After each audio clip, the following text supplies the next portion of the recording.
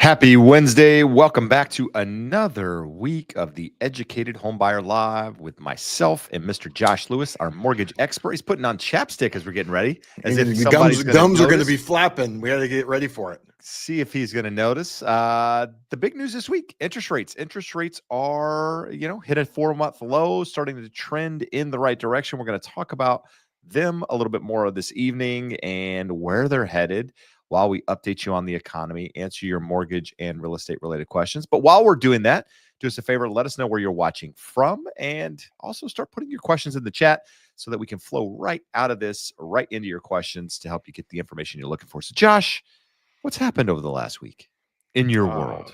It's near month end on a short month like February, and we had, lest you guys think, we have a very well-designed process and well-oiled machine, and things 99% of the time go very smoothly, but they do not in mortgage world always go smoothly. So 2 unique situations this week. We found out a property about 2 days before closing was not a single-family residence. It was a planned unit development, which is a distinction with almost without a difference, especially when there's no HOA on this. But been chasing our tail the last 2 days on that, and on another one that ended up being 3 parcels, and only 1 parcel was included on the purchase agreement. So, Josh, I feel your pain. Real estate's not always easy. I've got one deal right now that's breezing through in LA. Viewer of the show, appreciate him watching and trusting us to help. It's been the smoothest deal ever. Got somebody else that a couple of days before closing, HOA sent us a notice to resolve an issue in the property, and now we're delayed. And for how long, I do not know. And we're working through it. It's not dead, but it's not always quite as easy as people want to make it. AI cannot solve this problem. How's that? AI could not take Jeb's job today with the problems that I have in real estate. So anyhow, let's move along. As I asked, if you don't mind, let us know where you're watching from. Start putting your questions in the chat, Josh. And as we do that, we'll kind of dive into what seems to be the favorite part of the show I've found out, and that is the charts. The charts. So this week, inventory did increase a little bit, sitting at 640,000 unsold single-family homes on the market. That's an increase of 28.7% more than last year. The number one state, Josh, California, leads the country in inventory growth over the last year, with 45% more homes on the market. Now, as we always talk about real estate being local, not all that's translating into Orange County. Definitely not translating. Inventory is going up here, but not at a pace anywhere close to that. So we'll dive into that here in just a moment. But we went from 637,991 homes to 640,221. So up, about 4,000 homes, just less than 4,000, actually less, 3,000, just over 3,000 homes nationwide last week. Again, the peak from last year sitting at 739,000. We're still below that, but plenty of time to reach it. And as time goes on, I imagine we're going to get closer if we don't pass it entirely. So Orange County, 3,123 homes on the market. That's up 1.31% week over week. Huntington Beach actually declined, down 5% week over week. So we've seen inventory grow, and then we've seen a little bit of a pullback. Again, nothing to worry about at this point. Inventory will continue growing throughout the spring, especially with rates trickling down where they are. I imagine if rates stay where they are, Josh, next week when we come on, depending on where sellers are in that process, it's going to start to unlock some inventory, in my opinion. You think rates coming down, the sellers will be like, I will buy at that rate. So yeah, I think so. I don't think we're at the rate yet that they're quite ready to pull the trigger. But if they see a trend happening and we don't get this volatility that we've been seeing, I think you're going, because we're headed in the spring. People are already thinking about it anyway. I think you got sellers that are willing to sacrifice that lower rate because of personal situations with their homes and just things that they've been dealing with over the last couple of years that, quite frankly, they're ready to move. They haven't been willing to pull the trigger because of rates, and they're starting to get sick of that waiting, if you will. So nationwide, single family new listings, 54,000 new listings unsold this week. That's down 3.8%. Or no, I'm sorry. That's down for the week, but 3.8% more than last year. And as we can see in the data at the moment, there's no sign yet of government cuts causing home sales in DC or anywhere for that matter. So we're not seeing a spike in properties coming to the market. People saying I got to sell my home because they got laid off with part of the Doge. It feels like, Jeb, a lot, like a lot of things in Trump world, there's a lot of dust.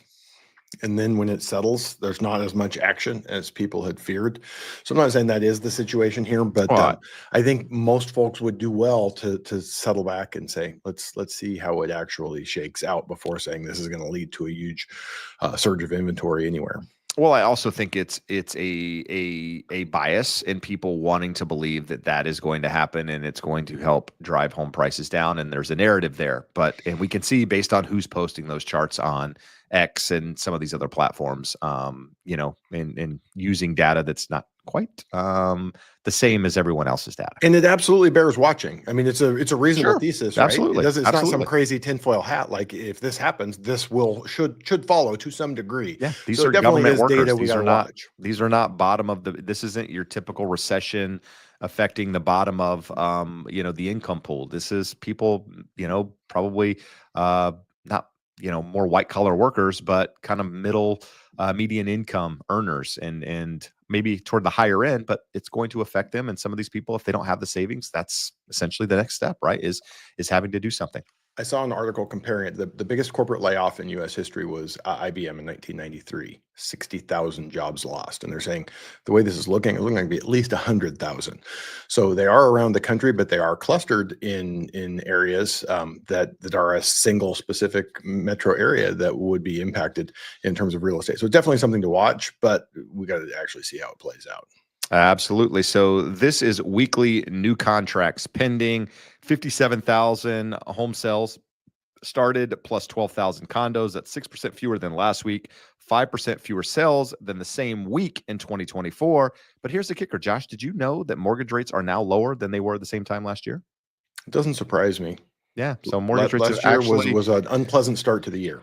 Yeah. So the question is, will that nudge, more people to come to the market, both on the buy side and the sell side? And what we've seen so far, Josh, is none of this has lasted very long in either direction. So we're going to talk about that, I'm sure. So Yeah. home prices, let's see, home prices inched down this week, 385,000 for the median price for newly pending contracts, which again, we don't really care so much about median, but we're putting it out there. But Jim, I didn't have time to pull it together. Did you see we got FHFA and Case Shiller, and they were both a good bit higher than that. Yeah, I think it was in the fives, 4 to 5% year over year. Yeah, high fours. And that goes back to December, I think. This is down a tick for the week and 2.6% more than 2024.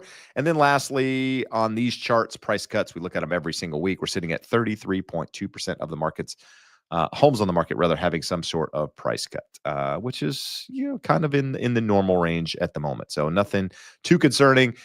This is one of those charts that we like to put in there. It can be a little bit difficult to read just because of how it's structured. It's hard to break it up otherwise, but basically just shows what this clearly doesn't show the 200 largest metros, but shows 41 markets that have active inventory levels at or above pre-pandemic 2019 levels. So if you go through that list, you'll notice a lot in Florida, like a lot. Texas is probably the second behind Florida, a lot of Southeast, and then you got some Colorado sprinkled in there. So that's where you see, you hear people talking about inventory starting to tick back up. Those are the markets that have been impacted the most. And then we start talking about new home sales, right? So less of a concern for most people out there, but it is a hot, one of those headline grabbers that, new home sales are down, so on and so forth. Again, this is seasonally adjusted, but you can see that we're below where we were in 2024. 600 and something odd thousand, Josh. I don't remember the exact number on those numbers.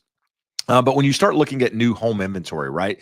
This is what they're talking about when they're talking about inventory. You can see that completed, you're still, just around 100,000 or so units. And then the biggest cohort there is under construction. And then you have some that aren't started yet. So the not started is questionable, depending on the market that they're in. They may or may not come to the market, just depending on what's happening out there. But something to pay attention to, because new new home sales have been a big driver over the market over the last couple of years, just because of where rates are, their ability to buy down rates, so on and so forth. So we've seen that pull back a little bit, likely because of seasonality and some other things. But we'll continue to watch and continue to update you on that. So Josh, number of unsold completed homes for sale on the market, and this is It's the a same chart we just looked at, but different look at the same chart. And the reason why Lance put this out this way, this came from Resi Club, is to point out that we're nowhere near where we were in 2007, 2008. People read the headline, oh my God, highest amount of homes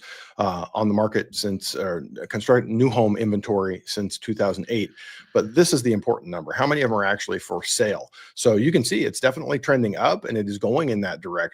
But we've said before, and I say again, the builders learned their lesson. They built right through that peak in 2007 and just kept completing homes. They will start slow playing completions. It's a dance for them, because if they don't sell homes, they don't make money. But if they make so many homes that they have to sell them at a discount, they lose money. So definitely, I put this, Jeb, in that same category of, hey, we got to keep an eye on it, but it's not necessarily what the headline is saying right now. And more importantly, Jeb, this is, again, Lance just has a follow-up on this, the number of completed single-family homes by region. So if you look, that gray section is the Northeast. If you're in the Northeast and you think this has anything to do with your market or is going to lead to lower home prices, you're insane. The Midwest, not much of an issue there. West, not much of an issue. It is an issue for the South. I have to imagine building homes, tracts of homes, not a house, tracts of homes in the Northeast has to be a complete nightmare because of the seasonality. Like it's brutal during the summer. It's, you get probably maybe 6 months a year max of like great weather, and then you still get a lot of rain. You get a lot of the seasonality in it. It's just not an ideal place to be doing new construction, just in general, at least in my eyes. Maybe builders think otherwise, but that's the way I think of it. I thought you were going to talk about the political process in the Northeast and having to go through City Hall and building permits. And well, I'm sure that's a piece of it. I truly don't know involved. all of that, but I'm sure that adds to it as well. Well, I just thought that was a good look. In the South, definitely a big deal. So Lance was on fire this week. They actually did a presentation, a webinar for subscribers, and had some really good charts and data in there. So I just pulled a sample of them here. Breakdown of U.S. household size. You can see there are more 1 and 2 member household sizes than there has been historically. So it's telling you that, what have we talked about before? When you have multiple people under a roof, mom and dad, 2 people, it makes it easier to qualify. Mom and dad, mom and mom, dad and dad, we're modern folks around here. It could be any people cohabiting that 2 or more people have income. It makes unaffordable homes more relatively affordable. So it's an important piece of data to keep an eye on, and just realize I don't think that's going to change, Jeb, anytime soon. How about the 7+ person household is actually trending down? There's less of those. Well, in the 1960s, there were the family down the street that that's had fair. like My 7 kids. my grandfather was one of 12, one of 11 rather. And so, I guess at that point they had a lot of people under the house. So I was born in the 70s. You were late 70s 80. or I was 80. So 70s and 80s, there was always that family on the street where they had like 5 to 10 kids. So I think those folks are fewer and further between. This one, we see a lot of talk about. The U.S. Census Bureau keeps downgrading its population forecast. Absolutely true. But we're looking at this, and the green box I added on there, that's the next 30 years. So if you look, population is going to continue growing through the next 30 years. So we've underbuilt. We're not building enough homes, definitely not enough entry-level affordable homes. And this is not going to help us. It's definitely trending in the right direction. I'll just wait 30 years to buy, Josh. Just wait. That's what I'm saying. If you're waiting it out, don't wait it out. It's not going to help you.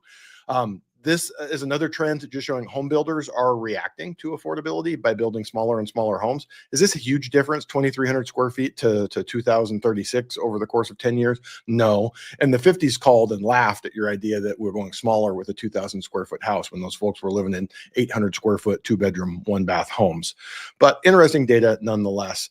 Another thing that they pointed out is just the age of the housing stock. So throughout the South, where we're saying all that newly built inventory is piling up a little bit, well, everything in the South is much newer median age of homes. Not that there aren't old homes in the South, but Median age is much lower. Northeast, Midwest, older. West Coast is a little bit different. But that tells you in terms of the inventory you're looking at. We talked about, Jeb, your home was built in the 80s. Mine was built in the 70s. Yeah. So now you're talking those things are 50 years old. So it starts telling you things that if these haven't been updated, they're going to need updating. Tells you a little bit about what you're going to be looking at when you're out in the market. This one's one of the best ones, Jeb. Here is our silver tsunami. It shows you per Freddie Mac how many additional, so the decline in boomer households. So this shows you we've got boomers going away. It doesn't show millennials and Gen Z coming behind them and filling that gap. But logic would tell you that this chart here is telling you we've got plenty of them to fill the gap, especially millennials. I think was a bigger generation than Gen Z. You young folks watching can correct me if I'm wrong. Some basic info here. Consumer sentiment. One of the reasons why we've seen a decrease in rates is consumer sentiment is definitely downshifting. We had a pop back there around election time when some people, felt more strongly, positively about the economy going forward, but it is a concern. This tells a different story here, Jeb. U.S. corporate yield spreads. So treasury bonds are issued by the U.S. government. It's the safest investment anyone can make in the world. Well, loaning to corporations, they can go bankrupt, they can go out of business, far more risky. So what we typically see is a nice big spread between those two. And that spread right now is the lowest that it's been in many years, which tells you that investors are getting complacent, just like they're paying more and more for stocks. And we see the stocks at elevated levels and seeing a little bit of a correction. We could easily see that in corporate bonds as well, which again, these are just not, I wouldn't say red flags, warning signs. They're a little bit of something to pay attention to. So as we look, Jeb, what happened? This is again the last 5 days in mortgage bonds. Mortgage bonds, we want to see the prices go up because when the prices go up, the yield or the interest rate that you pay goes down. This was almost over the last 5 days, exactly 100 basis points improvement. That's about 1/4% interest rate. So we can check our work here. Here's the 10-year treasury, again, from 4.5 and change a week ago to 4.26, almost exactly 1/4% better in interest rate. Here's the chart with the candlesticks that we normally show you. We are entering in an important point. So we're at the bottom of this down channel, and those channels generally tend to stay intact more than they tend to break. So the most likely next move would be back to the top of this channel. Doesn't mean that we would lose the downtrend in interest rates, but you also see that pink line there is the 200-day moving average. So all of those things are coming together to tell us there's some resistance here. If we break through it, it's going to tell you there's probably some strength behind this movement lower in interest rates. But we have some questions, Jeb, already in here. Hey, if I missed this and I locked and rates have gone down, can I renegotiate? Do I float? What do I do? We'll talk about them. Yeah. This tells you there's some caution to be had there, even though we've seen that nice improvement. The only really important data we get the rest of the week, Jeb, is PCE. January of last year of 2024 will fall off. It was 0.4.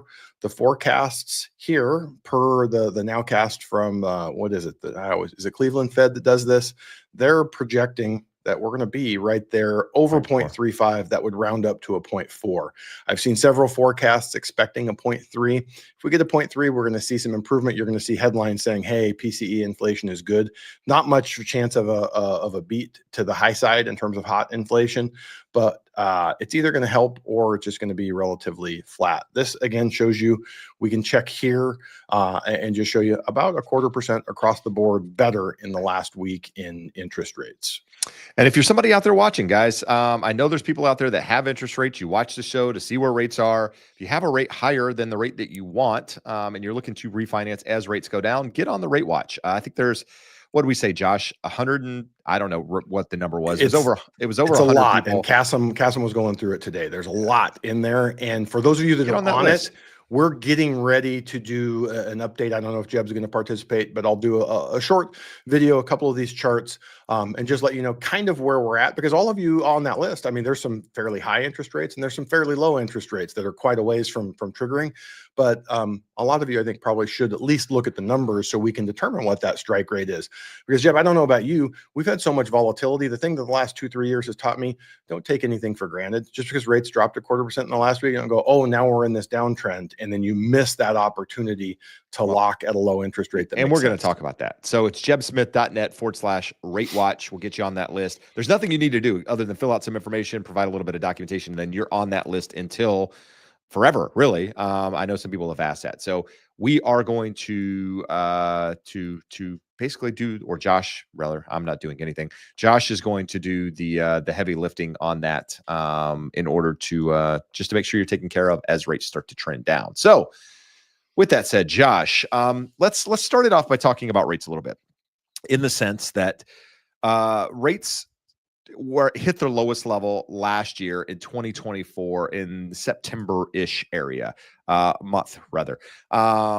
A lot of people thought at that point that was going to be the trend. Rates were going to continue lower, and people hesitated and didn't do anything, whether it was locking a loan, for refinancing, purchasing, whatever. And a lot of these people got burned because not only did rates shoot up, they shot up fast. I mean, we lost a half a point in a matter of days to some degree. And so a lot of people got stuck, not being able to continue the refinance. So what I would tell you is, if the process makes sense, don't pay a bunch of points to refinance your loan. Don't pay a bunch of costs to refinance your loan. Don't buy down your rate to refinance your loan. And there are situations where it makes sense. For most people, it does not.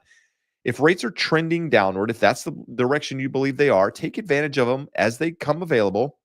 Again, without paying a bunch of points. Maybe you take a slightly higher interest rate than you would than the best rate in the market, so that you can get a credit from the lender to cover the cost. So there's no money out of pocket. You're not adding it back to your loan balance, and you're being able to take advantage of the market as those opportunities become available. Because otherwise, you sit there and wait, and then it ticks up, and you go, well, crap, I wish I would have known it would have ticked up. I would have just done it. That's the problem. Josh doesn't know when it's going to tick up. I don't know when it's going to tick up. We think we know the market to some degree, but at the same time, it's irrational. Some of this thinking is irrational thinking, and it doesn't make sense. So my soapbox moment here is to tell you to take advantage of it as the opportunity presents itself. And even right now, Jeb, so we're going to end up recording tomorrow. We wanted another day of prep, but for next week's podcast episode, we're going to be talking about this and what has led to the lower interest rates, and what was the most common theme that you and I saw from experts that we follow. They're like, we're not sure. Here's 3, 4, 5 reasons that could be leading to this improvement. Probably the best hypothesis that's been thrown out there is David Rosenberg says this is not a repricing of lower inflation. So real rates, the real return is decreasing based off of the belief that the economy is actually slowing for a number of reasons, which we'll go into on the podcast, but not here. So if that's the correct hypothesis, that we're moving to a slower economy, lower growth, possibly recession, it is deflationary. So you get the deflationary piece with it eventually as well. But yeah, it's going to be interesting. I don't feel super solid right now. And probably the most important thing to underscore what Jeb said, Bence here says he was burnt in September, and you are not alone, my friend. Probably half of the people on that list thought that rates were going to go lower and didn't reach out in time, or until rates had already turned back around. All right. So here's what we're going to do. We're going to answer some questions for you guys, because that's why you're here. But we got Darren watching in Illinois, Julie in Western North Carolina, Miscellaneous of the whatever from Vegas, Dave C from Oregon, Katie from Oregon. And Katie came to the show early and started posting some questions in here. It really has to do with a certain program, Josh, FHA, that allows, that provides up to a $13,000 credit. I'm assuming it's a credit, $13K if you install solar. And I'm assuming it's added on. I don't know if sometimes these programs are local, Josh, right? They're not nationwide programs. They're regional stuff. But to clarify, she's looking to put 3.5% down. So between upfront mortgage insurance, minimum down, and solar, we would be upside down for a bit. What are your thoughts on something like this? So it basically says here, it provides $13,000 if you install solar. If it's just a way of financing it onto the home, because if you're worried about being upside down, it sounds like it's not a credit. They're just going to help you finance it all into the same purchase. So if it's an FHA loan, depending on who has that second loan, like here in California, Cal HFA will do assistance, and they'll do it as a second and sometimes a third mortgage behind your property. and they will tell you to pound sand. If rates drop 2% in 6 months and you want to do a streamline, they're going to say, cool, pay us off because we're not going to subordinate that. So you need the appreciation to happen. My big question is, like, go to, I think Google calls it Google Sunroof. Go plug in the numbers. I would be shocked and amazed if solar in any way makes sense in Oregon. And I know Oregon's different, just like Washington. Western Oregon is going to be grayer than Eastern Oregon, which can be a lot more like desert. So it's possible. It's possible you could be somewhere. I would just be really careful with solar. I've always kind of been of the mind, Jeb, that at some point it's going to make sense for everyone, and we get so good and so cheap that we'll all just have it no matter where you are. But it hasn't really gotten cheaper. It's gotten more expensive. And we're seeing now with the big AI data centers that big tech is getting behind small modular reactors for nuclear. And if we end up with that, you're going to look up and go, holy geez, I'm still paying off this, $25,000, $35,000, $40,000 solar install. Jeb, we got another listener here that they're out. We got them pre-approved. They're out looking at a home here in Yucaipa where it's very hot, makes all the sense in the world to have solar. And someone had an $80,000 solar installation, which the house they're leaving had a $35,000 or $40,000 solar installation, a very similar sized home. He's like, how did this person get taken this badly? So I digress a little from this, but I don't know that specific program. I did a little Googling while Jeb was doing the open, and I couldn't find anything on it. All right, good stuff. Burn it up says, hi, gents. Hope all is well. So regular viewer there. So thanks for being in here, Burn.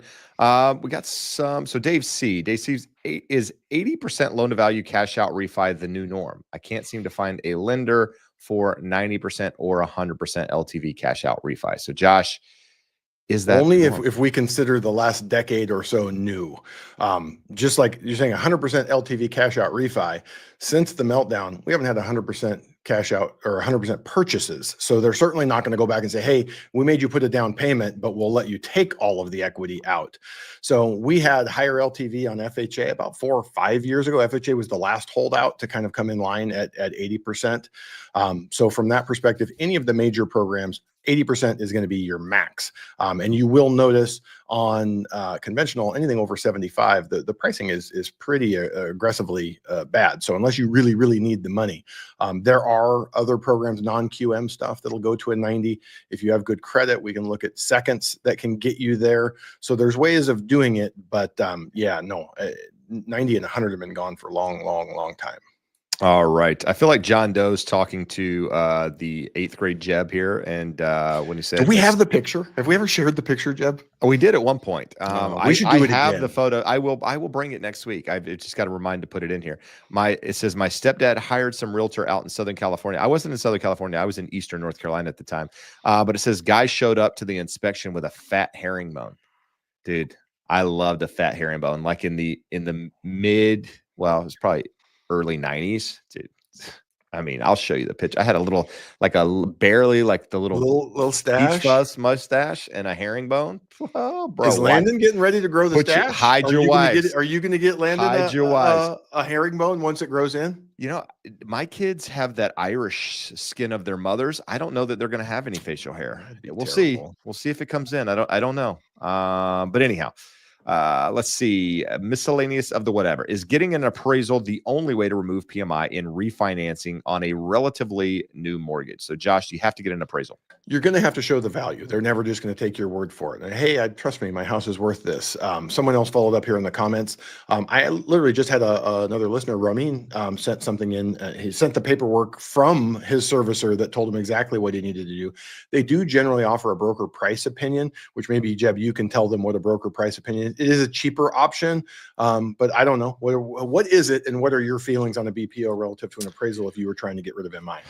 So a BPO is a broker price opinion, which essentially is going out to the market. Sometimes they have these people, I wouldn't say contracted. They're not contracted, but they've agreed to do one of these price opinions, maybe for $20, $25 in some cases, whatever. What's essentially somebody like me doing my version of an appraisal, going out, getting comps, and coming back with what I think the value is, and doing the same thing appraisers do. You're deducting for things that are different in the comps you're using. You're adding value in certain ways, so on and so forth. So we had to do a lot of them back in the REO days when we would receive a foreclosed property. We had to provide what we thought the value of that home was to the bank, like an appraiser. So unfortunately, we had to do these, and we had to do them often, and it's a lot of work. But if it's an option for you, it's probably a much cheaper option. So you might explore that before going the other I think it direction. was like $150 versus $350 with Ramin Servicer. So it's definitely worth considering. We got a couple others watching. I'm not even going to try that one. From Georgia, noon.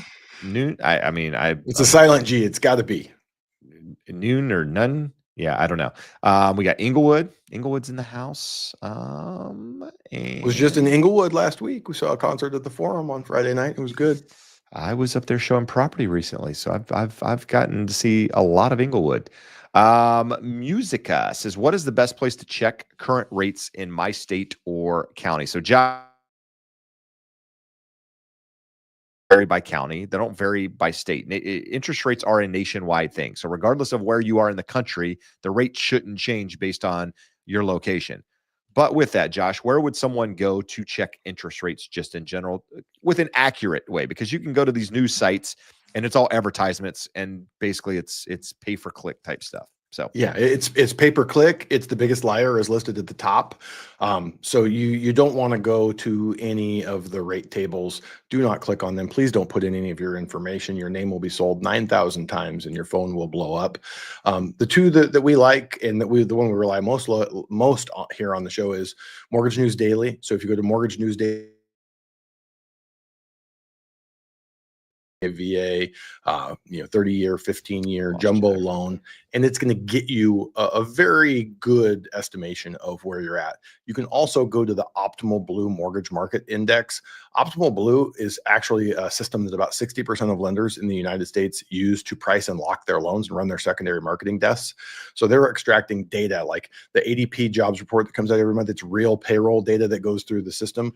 Well, Optimal Blue, it is real lock information that goes through their system, not someone putting something up online to get you to call and then do a little switch on you. So either one of those are very good. I appreciate that. Good stuff. Good stuff. Let's see. Brett says, when you make an offer on a house, how much time should you give before the offer expires? So different states, I assume, approach this differently. California does it, which is the only one I can really comment on because I don't know the other contracts. Is the way the contract's written is it's 3 days. So the contract, your offer is good for 3 days unless you change it. Oftentimes sellers will change it and they'll say, hey, you know what? I want an answer immediately. I'm offering, I know they want to do open houses this weekend, but I'm going to make an offer today and I'm going to give them 24 hours to respond. Well, what happens is, in theory, if that seller doesn't respond within 24 hours, then your offer is no longer valid. And most buyers, at least in my experience, are willing to even accept it if the buyer were, or if the seller were to come back 2 days later and counter or accept the offer, what have you. So I would say don't get too crazy on making expirations unless it's truly a line in the sand for you. If it's a line in the sand and you're going to walk away, then by all means do it. But if you're not serious, don't put it out there, because at the end of the day, it kind of makes you look not serious. It doesn't make your negotiation look very strong when you've drawn a line in the sand and now you're coming back on it. So just understand the seller's timelines, try to work with them as much as possible, but be flexible. But when you no longer want to be flexible, put that line in the sand. But to answer your question, I don't know. It's whatever days you want. So if you want to give it more time, you can. Less time, it's up to you. Josh, are townhomes a good investment for a starter home? So we went through this a couple of weeks ago in the idea that for most of the country, townhome is just a style of condo. It's the style, like a condominium can look like an apartment building and be legally a condo. When it's a townhome, it's generally stacked multiple stories where you own the first and the second floor, first, second, third floor. But in certain parts of the country, there are properties legally described as a townhome. So for me, I look at them similarly to condos. Most parts of the country, people have a preference for detached homes, but detached homes are more expensive. So you can have affordability improvements. You can have less maintenance. So a lot of times people prefer these. Hey, I travel a lot with work, or whatever it may be, and prefer that. So from an investment perspective, like the only thing I look at is attached properties generally appreciate later in the cycle and depreciate first in any downturn. But for the most part, over the long haul, they're going to appreciate very similarly to a single family home. What are your thoughts, Chip? My problem, my problems with properties essentially kind of come down to the same thing. If as long as there's parking, like when I think of townhomes, I think of how much yard do I have? If I don't have a yard, how much common area do you have? If you have kids, if you have pets, that sort of thing. Also have to think of resale value. Buying it's not buying a townhome that's necessarily an issue. It's buying a townhome that's in a bad location or that it has potential issues that could um, limit the number of buyers that would be interested in that property. I can think of some complexes here in Huntington Beach, no parking. It's a nightmare. You got to move jockey cars in order to make things happen. The walls are thin. You can hear people. That's not every property. That's not all townhomes. That's just certain communities. For me, that wouldn't be my first preference. But I think when you're starting out, you have to, if it's the right time in your life and you want to own something, then you have to go with where your budget allows you to do. And a lot of times condos and townhomes fit that, fit that more than anything else. So I don't think there's anything wrong with it. My first home, Get Jeb, you in the was game. a townhome that was it was legally a condo, but townhouse style condo, and we enjoyed it. No, I don't think there's anything wrong with them at all. But to each his own, right? They're not for everyone. SF Miners, if I lock my rate before the interest rates dropped, is there anything I can do to get the new lower interest rate, Josh? Depending on how much lower they are than when you locked, and this gets a little bit technical in terms of how to explain it, it's going to need to be more than an eighth. So let's say at least a 1/4% lower in interest rate. If rates dropped an eighth, basically the lender's going to look at you and say, hey, if rates had gone up 2%, we were going to eat that or cover it with our hedging. And so we expect you to honor it if it's within an eighth. Once we get to a quarter or more, they will start looking at this going, hey, it's enough of a difference that we're going to lose some loans that were otherwise going to come to us. So they'll have a renegotiation policy. So for the most part, that is not, hey, we're going to give you the new market interest rate. It's going to give you the new market interest rate, less a little bit of a cost to acknowledge that you were locked and protected against the other side, and there was a hedging cost to them to do that. So kind of the example that I give is if rates drop a 1/4%, that means there was 100 basis point movement in mortgage bonds. And what most of the lenders will do is say, hey, you met the threshold to do it, so we'll give you the quarter lower, and it's going to be like a 50 basis point cost. They're going to give you half of that cost. So you're only going to realize about an eighth of a percent improvement. Now, if rates moved a 0.5% from the time that you locked, that's like a 200 basis point movement. So again, they're not going to say we're going to charge you half of that. We're going to say we want about a 50 basis point cost for that. So you're going to get about a 3/8 improvement. So you're going to get all but about an eighth of a percent of the improvement, 0.125%, and rates probably have to move at least 1/4%. Talk to your lender about it and ask what that policy is. All right. We have Steve says, looking at a 2-bedroom, 2-bath with 2 attached ADU. So I don't know, maybe a 2-bedroom attached ADU. Not sure. Either way, garage is not permitted. How will the value be assessed? Will VA approve the property? So, Josh, you know more about VA than I do in this situation. Typically, with an unpermitted addition, oftentimes it's how an appraiser looks at it, right? So the appraiser typically won't give that value. So if there's a sunroom or something on the back of a property that's been added in, they just don't give that sunroom any value, and they're just appraising the main structure of the house, right? And in that case, sometimes it still comes in at value. Many times it does, because if I were listing something with an unpermitted addition, I wouldn't be counting that square footage into my numbers. So I'm already factoring that in. Some people aren't. But Josh, how does VA look at it? Because there's an VA and there's an appraisal specific to VA that's a little bit more stringent in this sort of thing. So it's a myth that it's more stringent. They do have to look at it a little bit differently. There's a couple of pieces to that. So if it's gross living area, meaning that we're talking about living space, the garage is not gross living area. If it's gross living area, it has to have been done in a workmanlike manner. It has to meet the neighborhood. It has to be similar to the neighborhood where they can get comparable sales that have similar additions. So if we're talking a basic addition, probably the big one is it has to have a heating source. It can't be like an enclosed sunroom that doesn't have heating. So from that perspective, that's what they're looking at. The VA has their own thing called minimum property requirements. And basically it's health and safety, again, for the veteran to make sure that your family is not going to be at risk being in that home. So if it meets the MPRs, it's conforming to the neighborhood, it was done in a workmanlike manner, and it can be comped out. Similarly, you can use that. With conventional, we don't really have a problem with it either. You may run into an issue with FHA, but if it's something where you walk in and you go, oh, this is a funky, weird addition, you may have problems with it. If you walk in and someone has to point out to you, hey, that master bedroom off the back of the house wasn't permitted, but you looked at it and it was awesome, it's probably going to be okay. The garage is a horse of a different color, just because it's not gross living area. I've seen janky garages before, so I would go back and say, is it presenting a health and safety issue? Is it consistent with what the rest of the neighborhood looks like? And generally, a garage isn't going to be make or break on the value.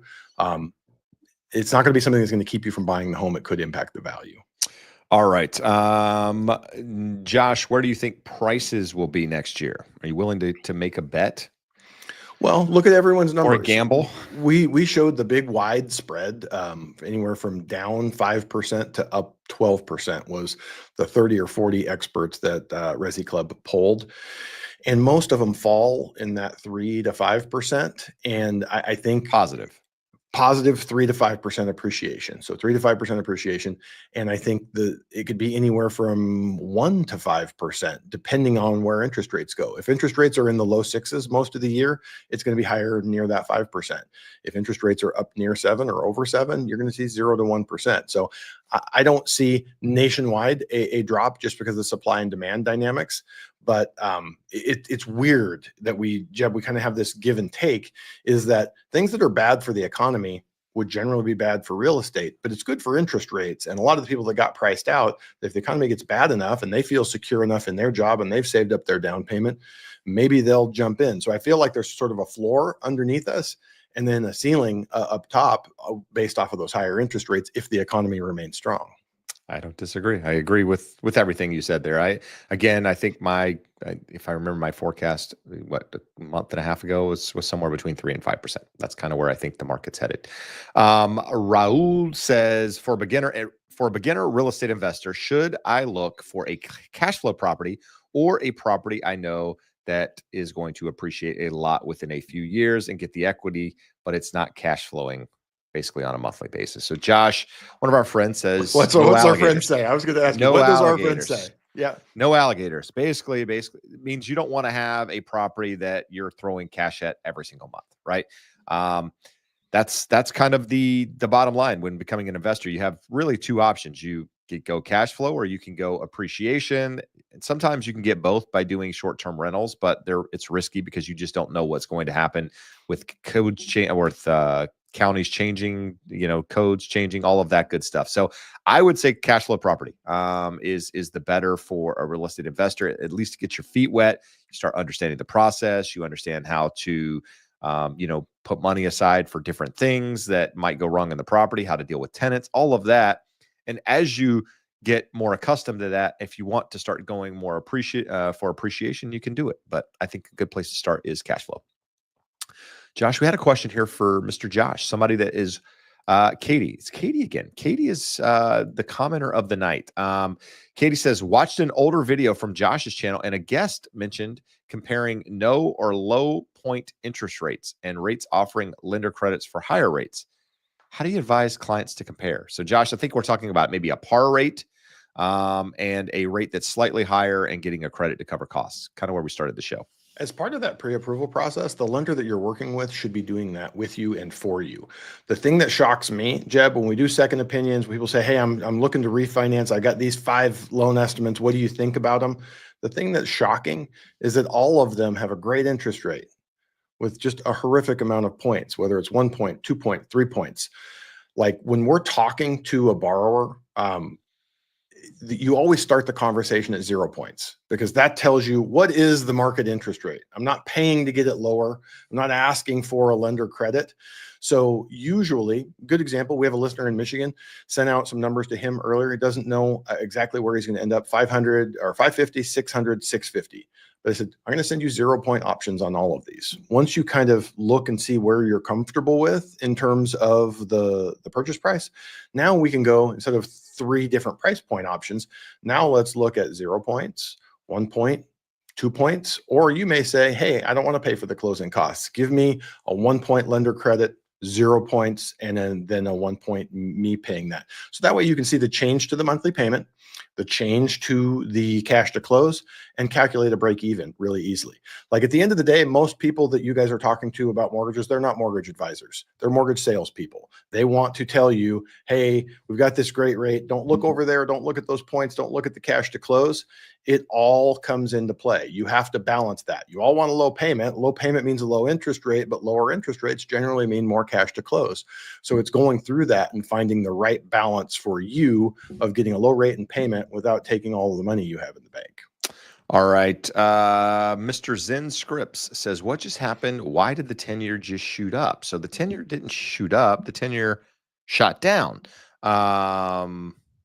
Mortgage bonds or mortgage-backed securities shot up, I guess, if you will. So, Josh, can you explain? You did a little bit to begin with, consumer confidence. Why are we seeing the 10-year react the way that it has? We've seen some good reports. We always talk about this. Good reports for the economy would be hot. Things are firing on all cylinders. We had that hot CPI report a couple of weeks back. The day after that, we had PPI. PPI, several of those components go directly into the PCE report that we're going to see on Friday. So those numbers were tame. It's leading people to think that we're going to have a under control PCE number on Friday. We had a very weak retail sales report after that. We're finally seeing spending down among high wage earners.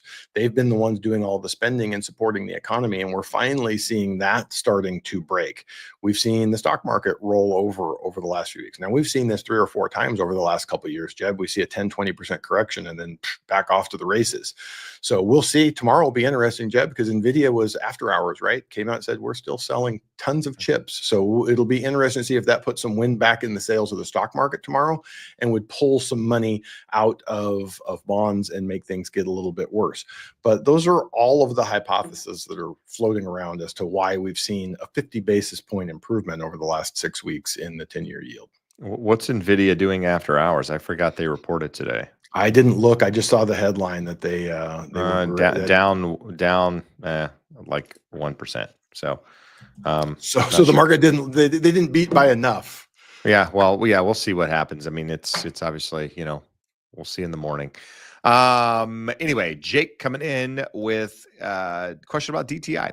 We don't get a lot of questions on DTI, but this is your debt to income. This is how a lender verifies how much home you can actually afford, right? Because they have limits on how much debt versus your income you can actually have. But he's asking, what's a good general rule of thumb adjusted for 2025? And he's laughing.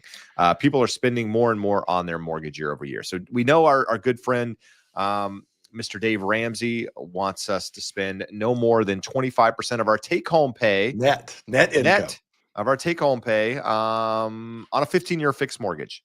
That's not realistic for most people. The other rule of thumb out there, Josh, is this 28 over 36. It's kind of been the golden rule, if you will, when it comes to mortgages, so that you can't spend more than 28% of your gross monthly income towards a housing payment, toward housing expenses. And that gives you about 8% or so if you're at the max towards debts on top of that, Josh. But you obviously see a lot higher. Is there a good rule of thumb for everyone? To me, this relates back to people who say, okay, cool, I need to get you my numbers. I need to get pre-approved. You need to tell me what I can afford. I cannot tell you what you can afford. I can tell you what you can qualify for. The qualifying guidelines have not changed at all. So, Jake, you are not wrong. We have the data. ICE puts it out every month in their mortgage market monitor of what the average DTI is, and it has absolutely been creeping up because between higher home prices and higher interest rates, those payments went up rather quickly.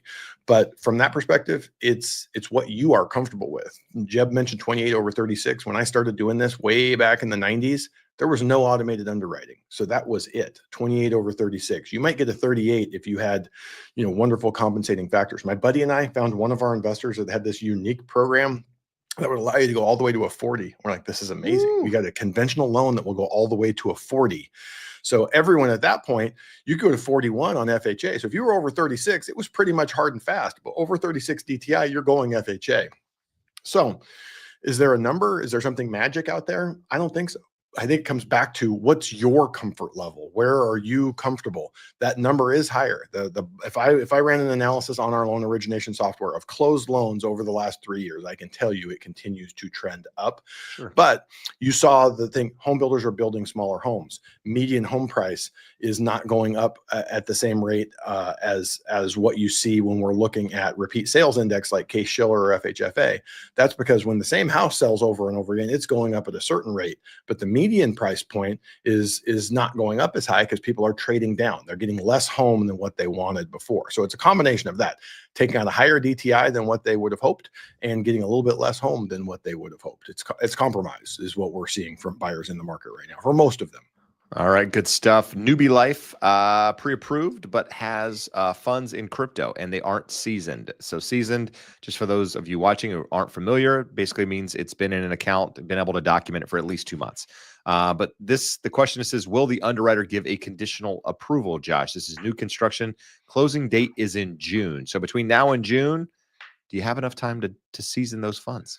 They should absolutely be able to give you a conditional approval. It's conditional upon saying, and it's not, we can show the crypto for the most part. I mean, if you have it in a cold wallet and it's sitting out there and we can't tie it back to you and it's going to pop into Coinbase and then pop over to Chase, we could have some issues there.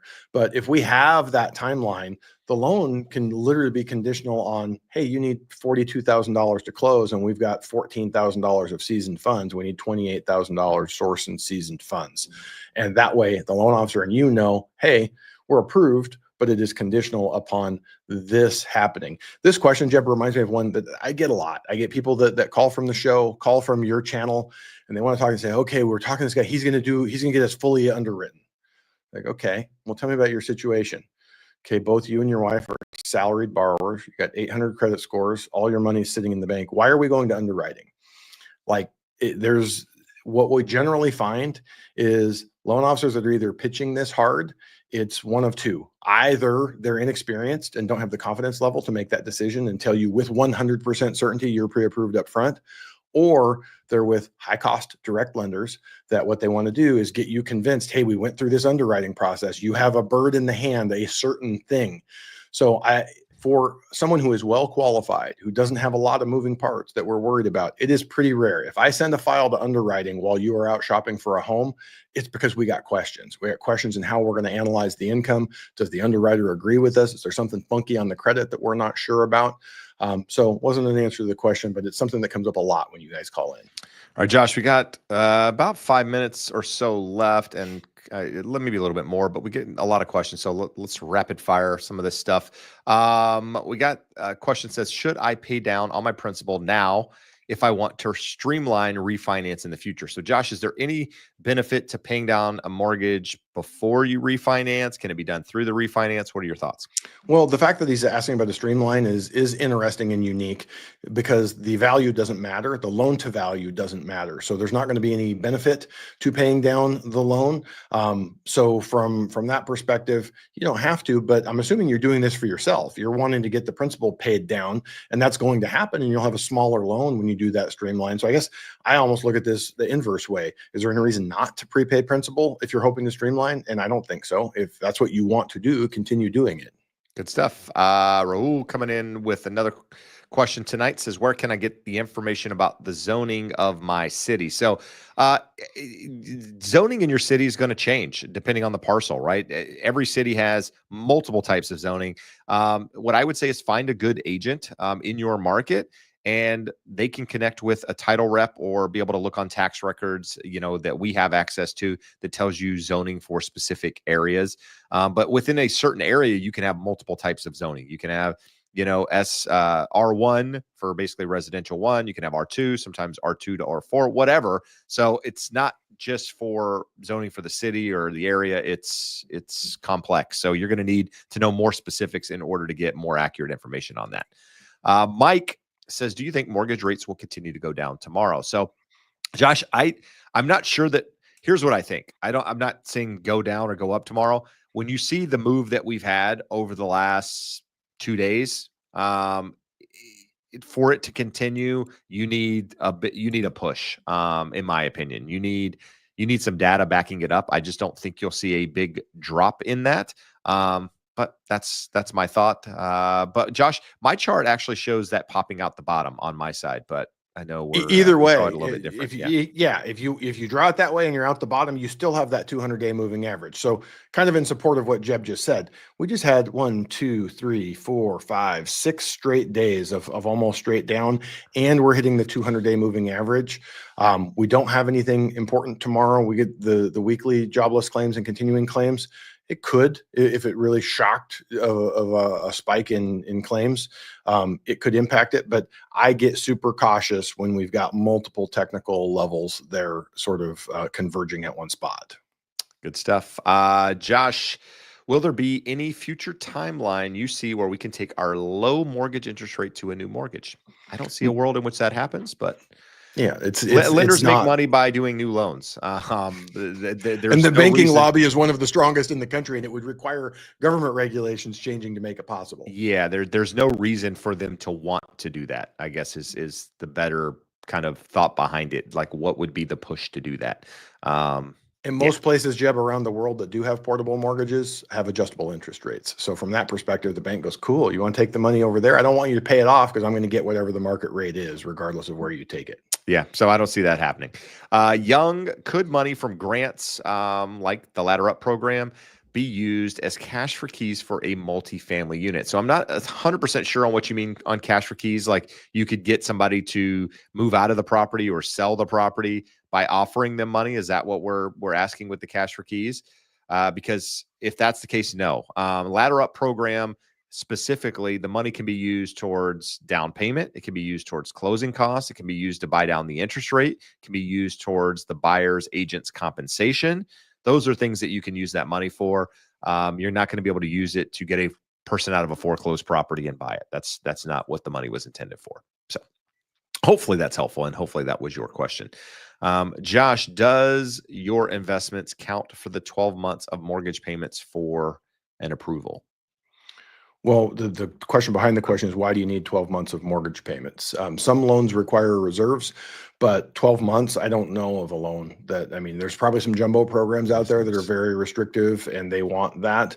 But generally it's like 2 months PITI. And most importantly, for conventional loans, it's kind of fallen back to the automated underwriting system determines it and tells you how much money we need to have in reserves.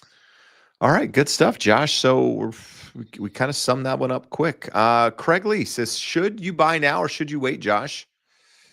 You should buy when it's the right time in your life. When should you wait?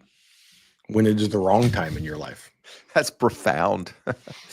Literally, if you're asking that question, you're probably not ready to buy a home. I can tell you, I never ask anybody that question when I was ready to buy a home. It wasn't, should I buy now or should I wait? It was, hey, talking to my family, does this make sense? Do we have the money for, in savings, for a down payment, for closing costs, for, emergency fund in case something goes wrong?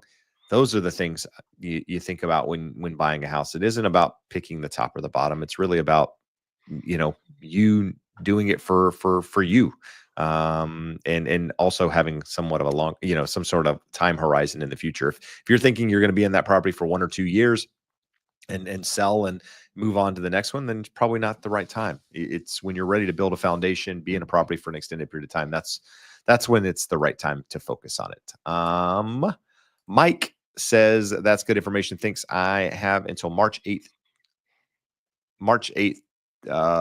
to get a float down. Should I lock in now or wait? So Josh, March 8th, what's that? A week and a half? The third is Monday, 4, 5, 6, 7. So it's like through next Friday. Okay. you've had a you it's sort of like being at the craps table and you're like, I've got every number covered and I've got lots of money out there and almost anything that hits, I'm getting paid. But then it just takes one bad roll of the dice and then you've got no money. So if you're sitting and I've had that bad roll many I've had times. that bad roll. 3 a.m., too many gin and tonics, and that we won't talk about 20-year-old Josh in Vegas. But anyways, it just you've had a nice run. So locked in at 6.99.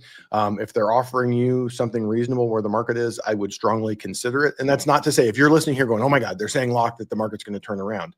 No, I just feel like we've had a nice improvement, and you don't generally get a straight line like that. That being said, we could get a really tame PCE reading on Friday and be at 4.0 on the 30-year. Here's the deal. I don't want to see big moves down like that because big moves down like that mean the potential for big moves up can follow it. I like a little bouncing around and a gradual push down, just like home prices. Like you don't want to see 20%, 10% appreciation year over year, because again, what that leads to, crazy volatility in the market. So you just need less craziness, more foundational stuff out there.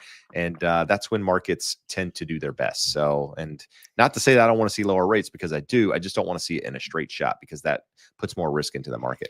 That's what we had in July and August, Jeb. We were like, we said multiple times on the show, like the market has gotten ahead of itself. We are where we should have been 3 months ahead of time. And maybe if we had a slower glide down to that same endpoint, we wouldn't have shot back up as much as we did. Agreed. We came in and just says, wonder what the reason for mortgage rates to drop. Can we go back to the beginning of the show? We've covered it a couple times throughout. If you missed that, there's some good information at the beginning, just talking about why we've seen the dip that we have and what you're likely to see going forward. We got some love from Jake saying good points. And with that, if you need to speak with Josh and the team, you're going through the mortgage process. That's not what I was putting up there, but we'll go with that. If you need to get a lower rate, you have a rate now. JebSmith.net/rate watch. You can scan that QR code if you got your mobile handy. Otherwise, what I would say is if you need to speak with Josh, and get a second quote, get an opinion, go through the pre-approval process. JebSmith.net/start will get you in touch with the team. Josh can have that conversation. If you need to be connected to a realtor, would love the opportunity to do that. If you're here in Orange County, LA County, San Diego County, just local, need an expert, my team and I would love to help. So reach out, let us be of assistance to you, please. That's why we do this. But until next time, make sure you're buying right, borrowing smart, building wealth. Adios. Amigos.